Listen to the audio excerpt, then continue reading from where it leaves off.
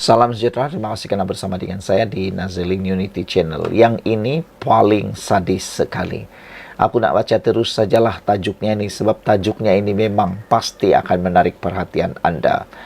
Kata Zahid Hamidi, tiada kerjasama UMNO selagi Hadi Presiden PAS. Wah, maknanya kalau Hadi masih tak letak jawatan, masih jadi Presiden PAS, sampai bila-bila pun UMNO tidak akan ada kerjasama langsung dengan dengan PAS.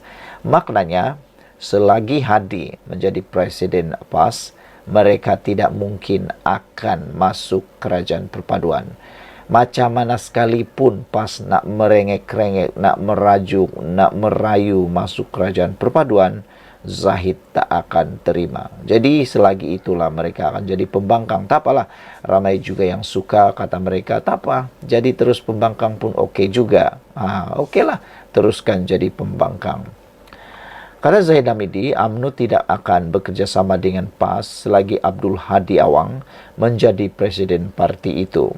Presiden UMNO itu, iaitu Ahmad Zain Abidi, berkata, pengalaman bekerjasama dengan PAS sebelum ini menyebabkan keputusan tersebut diambil. Ialah, baguslah kan, kita ucapkan tahniah syabas kepada Zahid Hamidi kerana berfikiran hebat.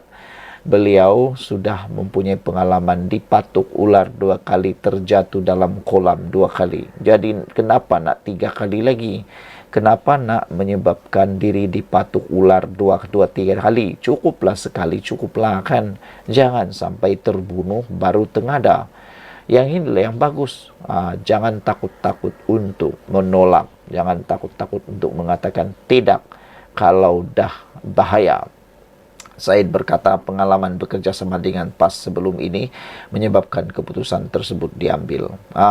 Serik dah, UMNO dah serik dah dengan tindakan PAS secara diam-diam berkahwin 2. Mula-mula dia kahwin dengan UMNO, rupa-rupanya dia kahwin lagi dengan Perikatan Nasional Bersatu. Diam-diam lagi Tuhan. Tak beritahu apa-apa, sedar-sedar lagi sudah kahwin kedua. Kalau Anda wanita, Anda pasti marah kan? Kalau Anda suami pun Anda pasti marah. Bayangkan istri Anda kahwin 2. Kalau suami kahwin 2 tu pernah dengarlah, tapi bayangkan kalau istri kahwin 2. Marah tidak? Tak tahulah. Silap hari bulan Anda mungkin akan meroyan menonggeng dan Anda akan mengamuk tak tentu hara kalau Anda punya istri kahwin 2. Kalau Anda ialah penyokong kepada orang yang suka kahwin 2, istri kahwin 2, tak apalah, teruskanlah menyokong. Menurutnya, banyak keputusan bersama yang dibuat sebelum ini di antara kedua-dua parti dikhianati oleh PAS.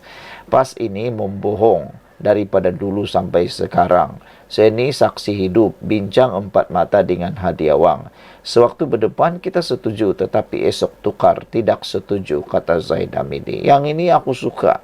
Pendedahan Zahid Hamidi ini menggambarkan identiti sebenar Hadi Awang, identiti sebenar PAS, identiti sebenar Hadi Awang dan PAS. Dan lebih penting lagi, itulah integriti. Integriti ini ialah ciri-ciri peribadi seorang pemimpin yang paling penting. Kalau dah seperti itu, macam mana nak percaya lagi kan? Kata Zahid Hamidi, PAS ini membohong daripada dulu sampai sekarang. Saya ini saksi hidup, bincang 4 mata dengan Hadi Awang, kata Zahid Hamidi. Tapi ramai juga orang tak percaya, terutama penyokong Hadi Awang lah, kan?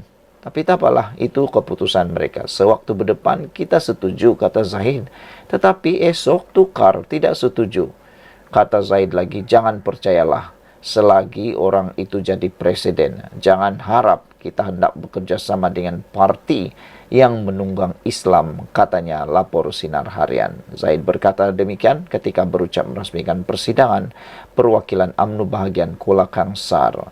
Dalam pada itu, Zahid juga mengakui rakan-rakan dari PH ikhlas bekerja sama ada dalam kerajaan maupun gerak kerja politik. Malah katanya, ketika pembentukan kerajaan perpaduan di Perak, biarpun Barisan Nasional hanya mempunyai 9 kerusi Dewan Undangan Negeri, tetapi Pakatan Harapan mahu Menteri Besar dipilih dalam kalangan pemimpin Barisan Nasional. Jelas Ahmad Zahid Hamidi lagi Begitu juga situasi di Pahang apabila Pakatan Harapan turut sedia menerima Menteri Besar daripada Barisan Nasional. Sekian dulu untuk kali ini. Jangan lupa tinggalkan komen Anda, tekan butang subscribe. Bye-bye. Salam sejahtera. Walaupun ada orang tak suka, tapi ini adalah kebenarannya. Sepanjang Anwar Ibrahim menjadi Perdana Menteri, banyak sekali pengiktirafan luar biasa diberikan kepada Anwar Ibrahim. Yang paling seronok dan bagus sekali ialah Anwar Ibrahim tidak pernah memuji diri sendiri. Jauh sekali untuk masuk bakul angkat sendiri. Dia banyak kali diiktiraf oleh orang luar, agensi luar, majalah luar, institut luar, betapa beliau adalah pemimpin yang paling disegani dalam negara ini. Walaupun Anwar Ibrahim dikecam macam-macam, dia lebih baik daripada Perdana Menteri sebelumnya. Terkini dalam kempen pilihan raya baru-baru ini, ada satu tulisan di dalam FNT menulis, adakah Muhyiddin terlebih perasan apabila beliau berucap dalam kempen itu seakan-akan dialah Perdana Menteri paling bagus, bahkan sempat pula memberikan tunjuk ajar kepada Anwar Ibrahim Kerajaan Perpaduan bagaimana mahu mentadbir negara pada di kala ini. Sehingga netizen kata, nak ajar orang, nak ajar itik berenang, nak ajar ketam berjalan lurus, itulah yang salah, kata mereka. Hari ini kita digemparkan sekali lagi dengan kejayaan luar biasa negara kita Malaysia.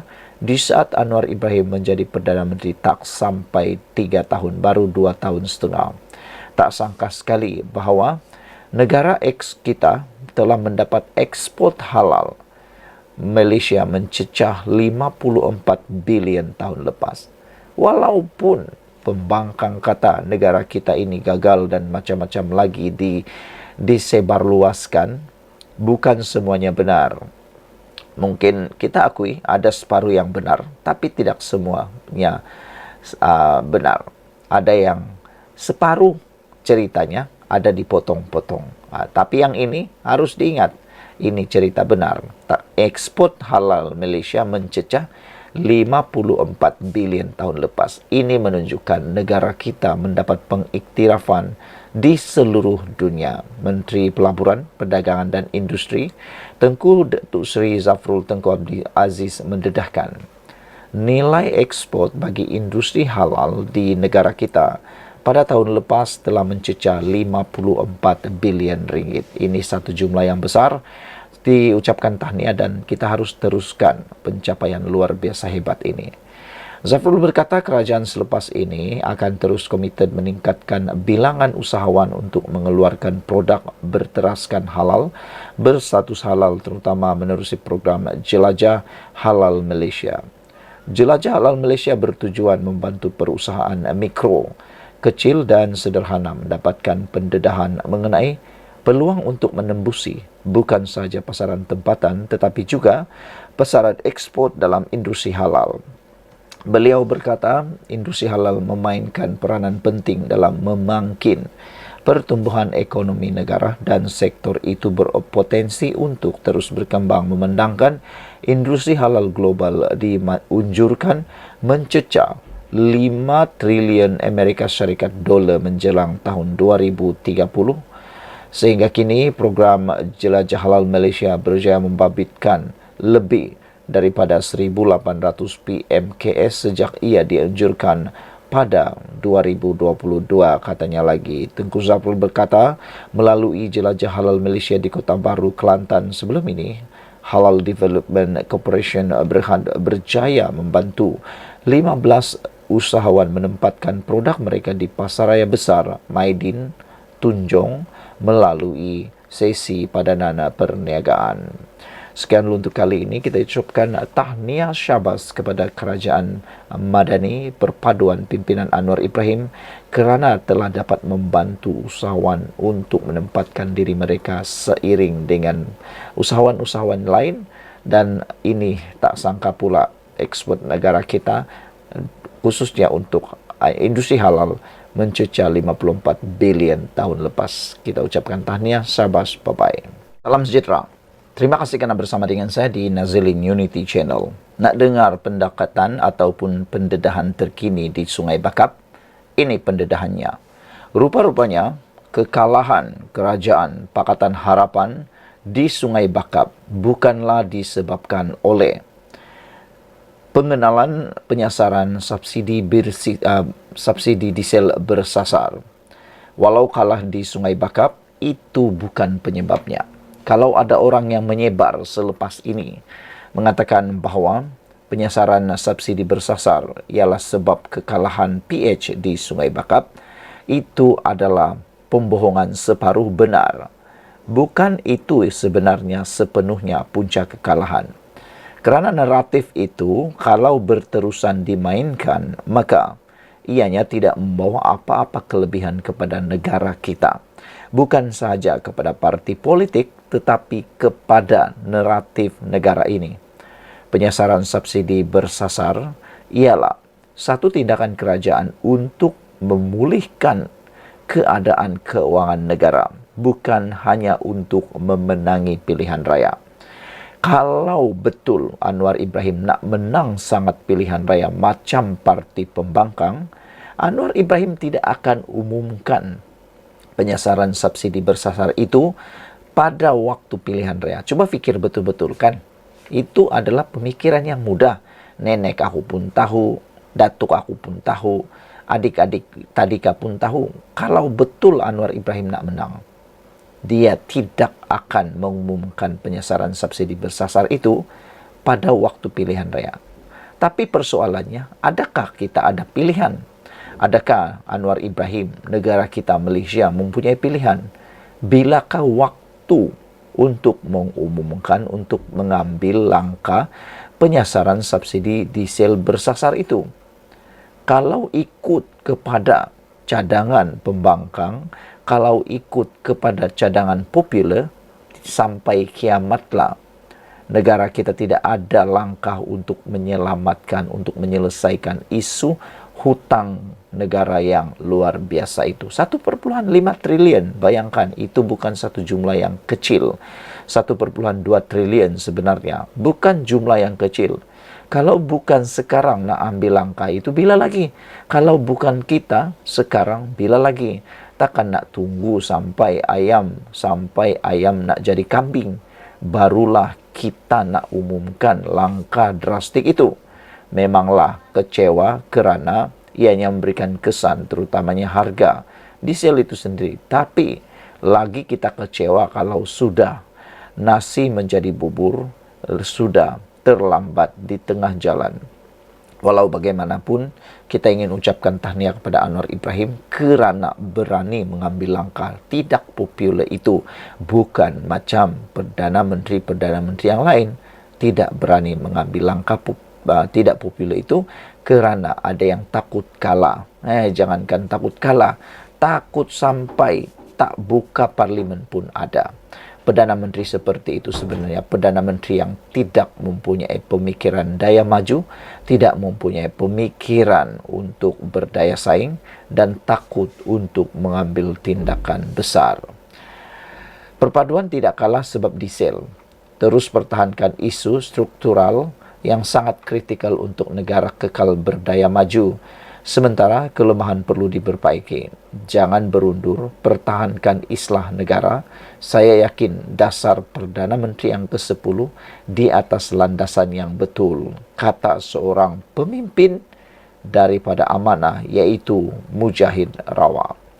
Amanah yakin Perdana Menteri Datuk Seri Anwar Ibrahim berada di landasan yang tepat dan betul. Walaupun keputusan pilihan raya PRK Dun Sungai Bakap tidak memihak kepada kerajaan memerintah. Timbalan presidennya Datuk Seri Mujahid Rawa juga percaya kerajaan perpaduan tidak kalah kerana isu penyasaran subsidi diesel. Kerajaan bukan kalah kerana isu penyasaran subsidi diesel. Yang ini hanya naratif sebenarnya.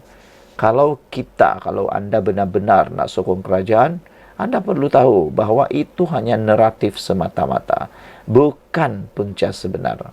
Nak katakan alasan sajalah kan. Perpaduan tidak kalah sebenarnya oleh sebab diesel. Teruskan pertahanan isu ini, jangan berundur, pertahankan Islam di negara kita. Saya yakin dasar Perdana Menteri ke-10 di atas landasan yang betul, siap mujahid lagi. Banyak pihak mengaitkan kekalahan Pakatan Harapan di Sungai Bakap dengan keputusan kerajaan melaksanakan penyesaran subsidi diesel yang berkuat kuasa 10 Jun lalu. Dalam tempoh tidak sampai 1 bulan pelaksanaan, PRK Sungai Bakap diadakan. Sebelum ini, Perdana Menteri berkata beliau enggan menangguhkan penyesaran subsidi bahan api itu kerana tidak mahu ia memberi persepsi yang salah kepada rakyat. Sementara pemimpin tertinggi dalam DAP pula yakin mereka sebenarnya kalah dalam perang naratif dimainkan Perikatan Nasional. Yang ini saya setuju. Kita kalah, Pakatan Harapan kalah di Sungai Bakap kerana perang naratif yang dimainkan Perikatan Nasional, bukan semata-mata kerana minyak diesel. Sekian untuk kali ini, jangan lupa tinggalkan komen Anda, tekan butang subscribe. Selamat malam, salam sejahtera. Terima kasih kerana bersama dengan saya di Nazilin Unity Channel. Pakatan Harapan didakwa kalah kerana penyasaran subsidi. Ini respon terbaru Fahmi Fadzil. Selepas banyak andaian mendakwa kerajaan tewas di Sungai Bakap disebabkan isu penyasaran subsidi diesel, Fahmi tampil memberikan respon berkenaan hal ini. Menurut beliau yang juga jurucakap kerajaan, untuk mengatakan kekalahan Pakatan Harapan disebabkan semata-mata kerana isu tersebut, ia perlu melalui proses postmortem terlebih dahulu. Beliau juga sedar bahawa rasionalisasi bahan api itu dilaksanakan tidak sampai sebulan ketika hari mengundi berlaku.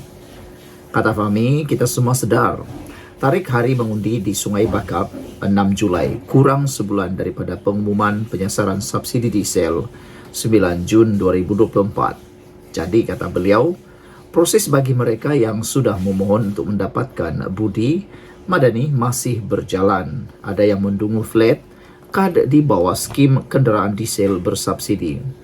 Untuk mengatakan ia kekalahan PRK Sungai Bakap berkait dengan satu dasar semata-mata atau beberapa dasar ini yang melalui postmortem, kita akan teliti, katanya, kepada pemberita.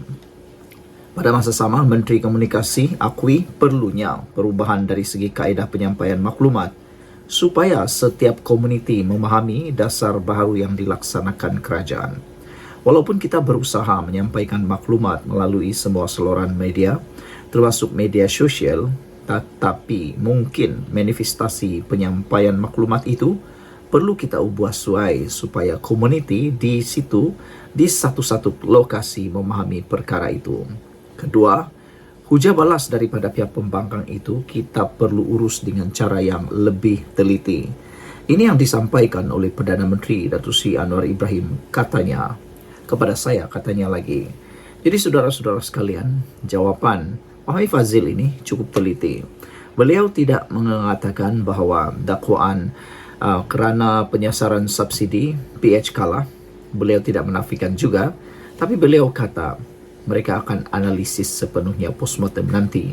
Dan lebih penting lagi, kalau nak kata kerana subsidi itu, mungkin betul kerana baru 1 bulan diumumkan dan ianya sangat dekat dengan pilihan raya. Jadi bermaksud, jarak yang sangat dekat dengan pilihan raya itu memberikan kesan. Tetapi untuk jangka masa panjang, belum pasti lagi ianya boleh menyebabkan Pakatan Harapan kalah. Besar kemungkinan Pakatan Harapan boleh menang pada masa akan datang kerana orang sudah mula memahami, dan saya yakin dalam masa beberapa waktu terdekat ini rakyat akan lebih faham apakah fungsinya penyasaran subsidi diesel itu untuk sebenarnya menyelamatkan negara dan bukan untuk merugikan anda semua. Bagi mereka yang rasa terbeban, sila urus cepat-cepat budi madani supaya anda dapat bantuan daripada kerajaan, dan kita harus sama-sama menyokong tindakan kerajaan ini untuk mengurangkan hutang negara dan paling penting lagi membenteras penyeludupan minyak yang berluasa sebelum ini. Buktinya sekarang selepas subsidi bersasar dibuat, penyeludupan telah merosot, menurun secara besar-besaran. Kenapa? Sebab mereka tak nak lagi menyeludup, sebab minyaknya sudah sama harga dengan tempat yang mereka nak seludup. Jadi ini satu kaedah pendekatan di luar kotak yang tidak populer tetapi dapat menyelamatkan negara. Ambil masa untuk memahami dan untuk melihat kesannya. Contoh paling mudah adalah Jokowi. Ketika Presiden Indonesia itu baru menang jadi presiden dulu, kali pertama dia jadi presiden, dia telah memperkenalkan subsidi dasar bahan api disasarkan di Indonesia. Waktu itu orang marah dan buat himpunan jalanan, protes jalanan.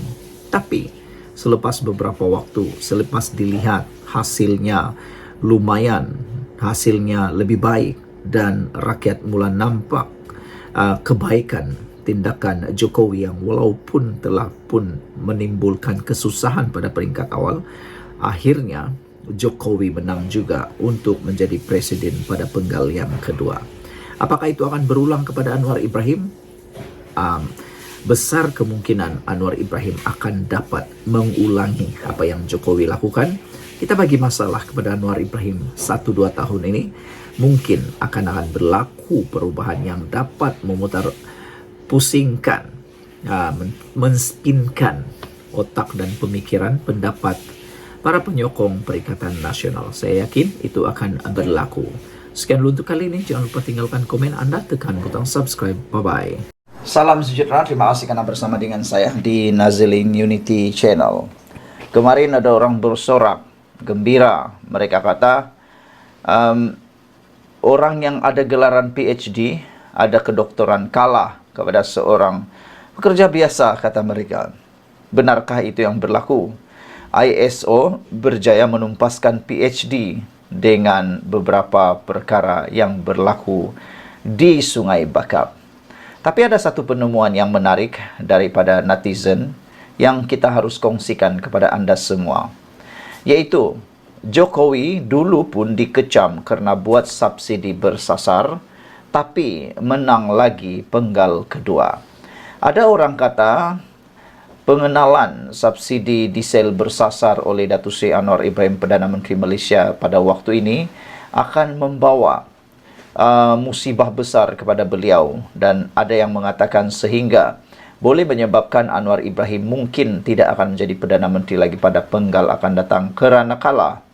Tetapi ini penemuan yang menarik, yaitu Jokowi pun dulu dikecam ketika membuat subsidi bersasar, tapi akhirnya menang juga pada penggal kedua. Itulah yang saya faham bila dengar kata-kata pertama walaun meraihkan kemenangan dengan bangga menyebarkan ISO berjaya kalahkan PhD. Tak apalah, itu baru permulaan, belum lagi sampai kepada pekerjaan di lapangan. Kita bukan hanya melihat di dalam kempen ataupun keputusan pilihan raya. Kita nak melihat sebenarnya yang paling penting ialah gerak kerja di lapangan. Sejauh mana ISO boleh menghasilkan pembangunan, menyelesaikan masalah, membuat idea-idea baru di tempat beliau. Jangan sampai ISO pula kalah teruk oleh PhD nanti. Saya bukan kata calon PN yang menang itu tidak pintar. Tetapi walau zahirkan begitu, bukan alasan ekonomi, subsidi diesel, harga barang, atau sebab isu air dan lain-lain. Mungkin ini puncanya, wakil rakyat yang diangkat PAS, jahil bila bercakap isu ekonomi, polisi, dan pentadbiran kerana kebodohan dianggap hal yang dipuji. Bekas Menteri PAS, Datuk Seri Tuan Ibrahim Tuan Man tak faham apa itu ISO. Pimpinan PAS, Fadli Sari, memuji inflasi 0.9% di Kelantan, walhal itu tunjukkan ekonomi yang lembab atau pengangguran tinggi.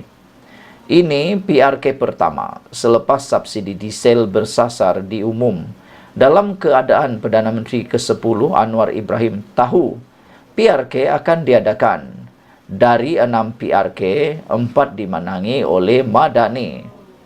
Jika menyelamatkan negara dengan memperbetulkan balik sistem subsidi jadi punca kekalahan, bagi saya itu reaksi biasa.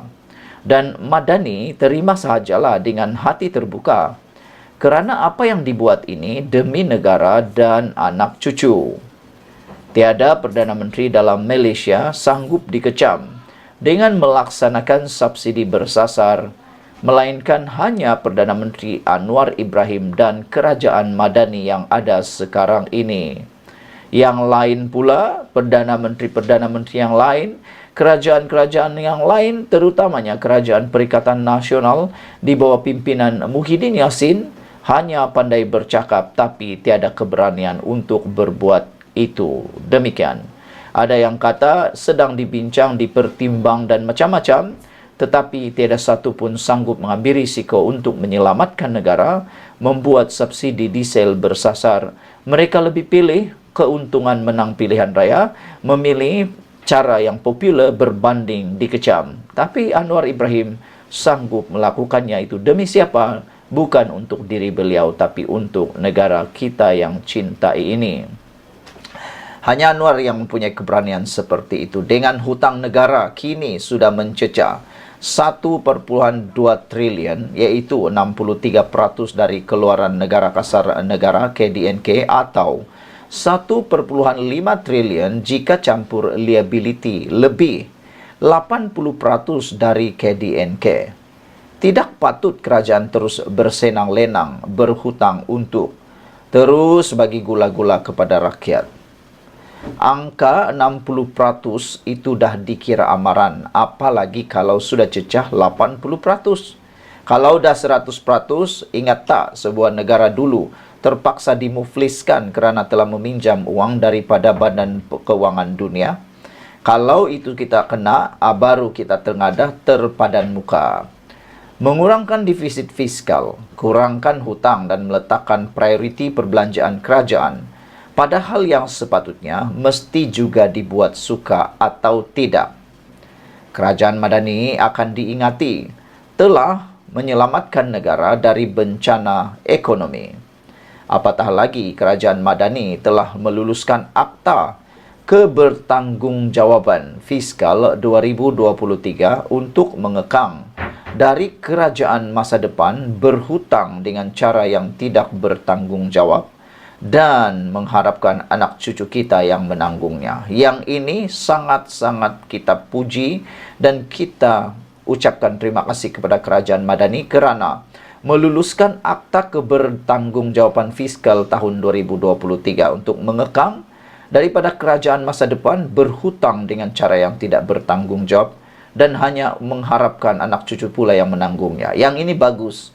Kalaulah tiba-tiba Anwar Ibrahim, Kerajaan Madani perpaduan ini tumbang, diganti oleh Perikatan Nasional atau siapa-siapa sajalah, ingat akta ini, mereka tak boleh berhutang sesuka hati juga. Nah, waktu itulah mereka akan mula fikir subsidi minyak itu atau cara-cara lain untuk menangani masalah keberhutangan itu akan digunakan juga, dan pasti pada waktu itu mereka akan terikut juga, mengguna juga cara Anwar Ibrahim. Malangnya Anwar Ibrahim yang terpaksa memulakan dan dikecam pula, nanti mereka juga yang akan tiru ikut. Cuma seperti biasalah dalam film atau sejarah, hero biasanya dilihat kala dulu. Tahun 2014, Jokowi dikecam sehebat-hebatnya dan rakyat protes di jalanan kerana menghapus subsidi pukal bahan bakar dan jadikannya bersasar hanya 29 hari selepas angkat sumpah sebagai presiden. Waktu itu inflasi naik. Akhirnya rakyat faham dan dia menang semula penggal kedua pada tahun 2019. Yang penting, penerangan kerajaan kena jalan. Jika pengundi PRK marah kerana harga barang, bagi saya rakyat tertekan ketika ini kerana harga barang yang telah melambung naik sejak zaman tebuk atap yang pernah cecah 4,7% inflasi. Semasa kerajaan tebuk atap, harga minyak masak botol naik sehingga RM50 pada Mei tahun 2022. Minyak paket hilang kena sorok oleh anak menteri. Ayam naik RM12 pada Jun 2022. Telur sepapan naik sampai RM18.50 pada November 2022 dan kadang-kadang hilang. Menteri paling ramai tapi cacah merbah. Harga yang naik takkan mudah lagi turun. Seperti dulu menaikkan harga barang asas yang dikawal kerajaan. Peniaga yang jual makanan siap tetap tidak turunkan semula harga mereka. Ceklah CPI. Itu yang rakyat Merak masih terasa bahangnya kerana gaji tak naik. Apa yang Madani berjaya buat? Turunkan inflasi dari 4% menjadi 1,5%. Sebab itu, CPI zaman Madan ini graf semakin landai. Kenaikan harga barang mula terkawal. Jika selepas penyasaran subsidi diesel ini inflasi naik 2%, angka itu masih dianggap terkawal. Inflasi yang melebihi 4 hingga 5% di negara maju atau 6 hingga 8% di negara sedang membangun dianggap sebagai tanda amaran bahawa ekonomi mungkin sedang overheating. Sekian untuk kali ini. Jangan lupa tinggalkan komen Anda, tekan butang subscribe. Bye-bye.